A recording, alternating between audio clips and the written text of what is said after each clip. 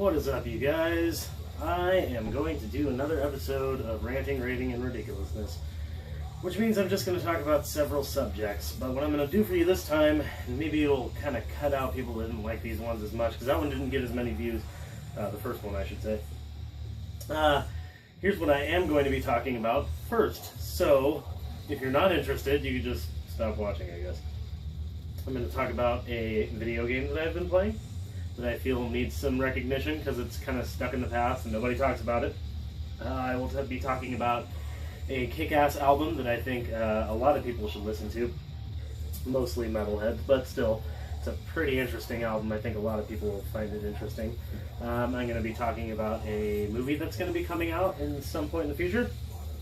Just small little blurbs about each one. I'm going to be talking about something that I've been watching, a movie or a show, and I'm going to give a shout out to one channel that I think everybody should watch because it is an excellent, excellent channel. So there you go. If you don't want to hear about that stuff, I guess go, let's see, go play Truxton for Genesis. That is an excellent game. I love Truxton for Genesis. Go play that shooter. It's an overhead shooter, and it's really good. Okay, so, on the subject of video games, and because this is a video game channel, I'm going to start with a video game subject, and I will end with a video game subject as well. So, first video game subject is a game I'm playing right now. I had a couple friends come over, and me and my girlfriend and these two friends decided to play a little bit of GameCube, and we played Kirby Air Ride. And man, this is a really, really fun racing game that I never really knew anything about. I had never really heard of it. I had never really seen it before. I just got it in a lot of GameCube games that I bought from somebody on Craigslist. And I popped it in, and I was immediately blown away by how smooth the graphics were and how nice looking it was and colorful, and the tracks were really unique. There are tracks that are like roller coasters in this game. There's really cool segments where there's like rails that you can ride on and you can switch between the rails. But it's also a Kirby game, so it has an element of Kirby that is really neat. As you're passing like enemies on the track, you can suck them up and use their power, or suck them up. Some enemies you can just suck up and shoot immediately out.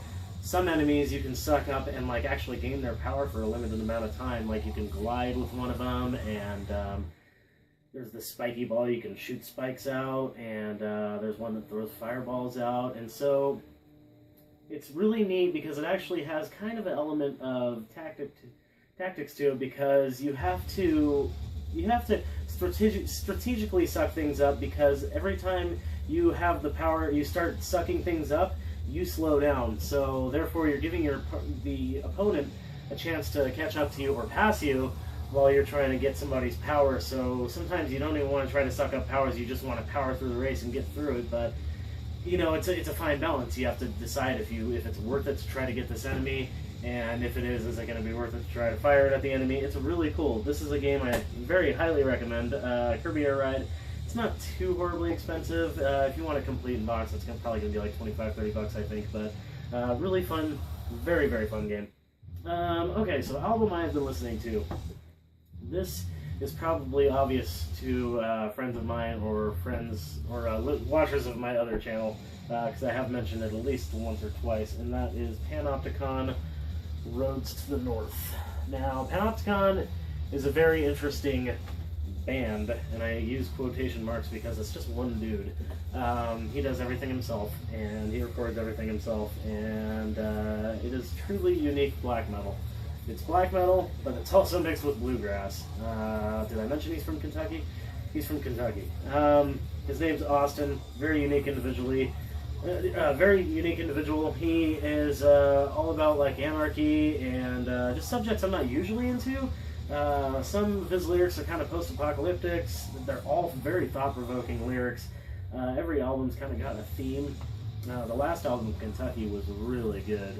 The album was called Kentucky, and a lot of it had to do with coal mining, and yeah, it's just very interesting. I highly suggest you check out Kentucky, and you check out Roads to the North.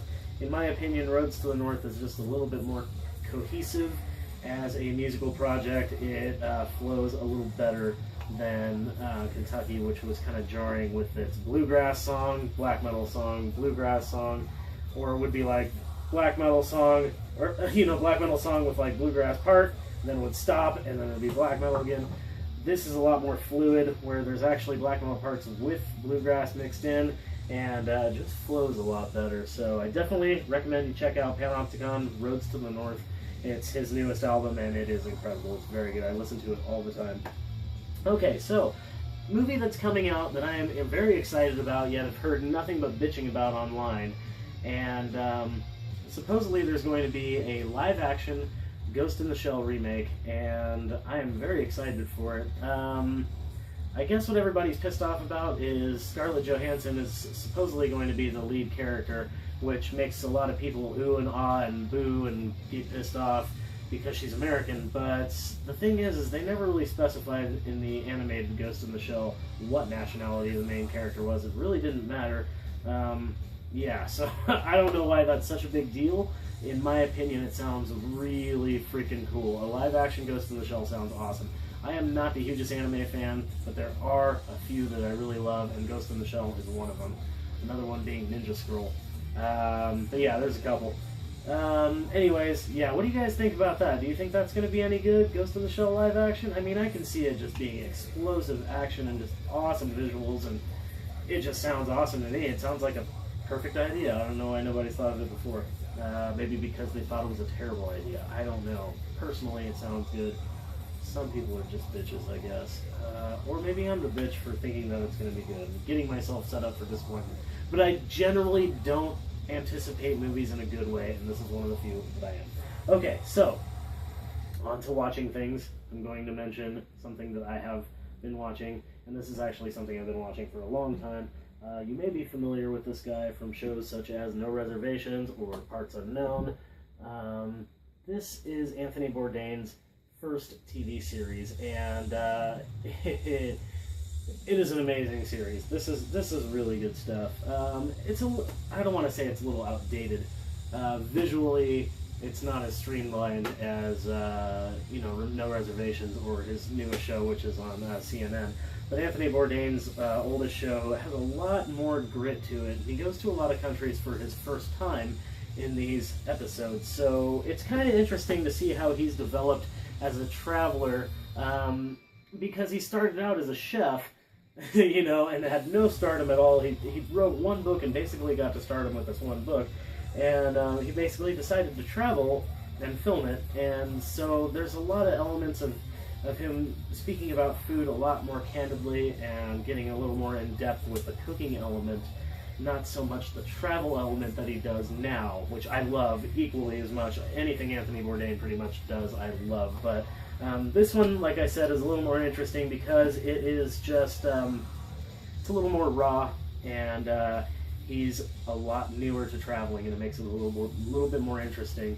And yeah, anyways, I was at Salvation Army, and they had a sale, and this was marked at like 24 bucks. And I was like, what gives? This is like $10 on Amazon. They're like, oh, I'm sorry, I didn't realize. And they said, well, it is half off, and I'll knock off some money for you. And I got it for $8, and it was like brand new. It's 6 DVDs.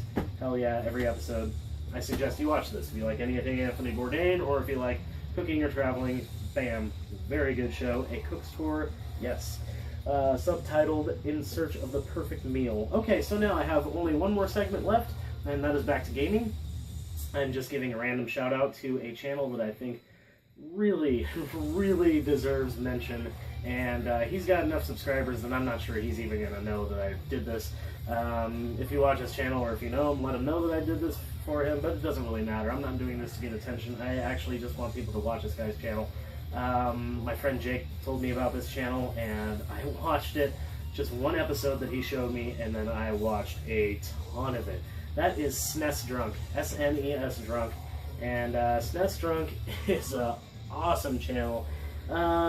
He does reviews, he does playthroughs. Right now the playthrough that I'm actually watching, the one he's currently doing, is RoboTrek for SNES, a very little known RPG that is really cool and quirky, where you build robots and they fight for you. Anyways, he is playing that quirky RPG right now, and it's really cool to watch somebody you know, just play through just a game that never gets any attention that I think is pretty cool. But anyways, he does reviews as well, very good reviews. He does a little segment called Why the Hype, and it's just basically, each one is just about a game, and it's, you know, why was this game hyped up, and is it worth the hype? Is it, you know, was it worth the hype? Why is it hyped? You know, the whole story behind it. Really good little segment. And then his other segment is it worth playing? And this is my favorite one. And this is just where he talks about a game in depth, gives a review, and basically tells you if this game is worth playing. And I just love it. I can watch that segment over and over. There are literally episodes of his that I have bookmarked in my favorites, and I don't do that barely ever. The one thing that I can think of off the top of my head, my favorite thing that I think it was the first thing that Jake showed me, he shared a link with me because we've been getting into repro carts, and he shared a link of his, I don't remember the title of it, I'm going to put it in the link below, his video where he talks about games that, RPGs that never came out in America. They were like Japan only releases, and it was 2 videos, and hinted at there being a 3rd video coming out, though it's been a while. Dude, if you ever see this video, where's that 3rd video? Please, I want to see more RPG action from Japan that I've never heard of. But yeah, it made me want a couple games, including Live a Live, which I had never even heard of, and Live a Live looks amazing. It's been translated into English, and wow, it just looks awesome. Check out SNES Drunk. I can't stop watching it, just the way he's got it formatted. It's short videos that are just catchy as fuck, and God, it's just awesome. Good channel. Thank you very much for providing me with hours of entertainment. And that's all I have for you guys. That is my ranting, raving, and ridiculousness. Not too much ridiculousness, but yeah, this game's kind of wacky. Whoa! But anyways, yes. If you liked the video, please give a thumbs up. If you have anything to say about this video, if you like these ones, please let me know, because last time I did a ranting, raving, and the ridiculousness, I didn't really get a whole lot of feedback. Not a whole lot, and not nearly as many views. So if you don't like this segment, or if you do, if you want to see more, let me know. I'm kind of hesitant to put these out as much, but, you know, maybe once in a while. What did you think of, you know, Kirby Air Ride? What do you think of Panopticon? What do you think of Anthony Bourdain? What do you think of the Ghost in the Shell remake coming out? Do you think that it's horrible that Scarlett Johansson is going to be the lead actress, or do you just not give a shit like I do? I really don't give a shit. Actually, Scarlett Johansson's pretty badass, so whatever. And if you check out SNES Drunk's channel, let me know what you think of it, because, man, I love it. I highly suggest checking out that RPG Japan's 2-video series thing he did. I will leave that description, or link in the description below. I can't talk. Sorry you guys have to deal with that. I always have this problem of getting tongue-tied at some point in my video. That's all I have for you guys. Thank you very much for watching. Keep rocking the retro game.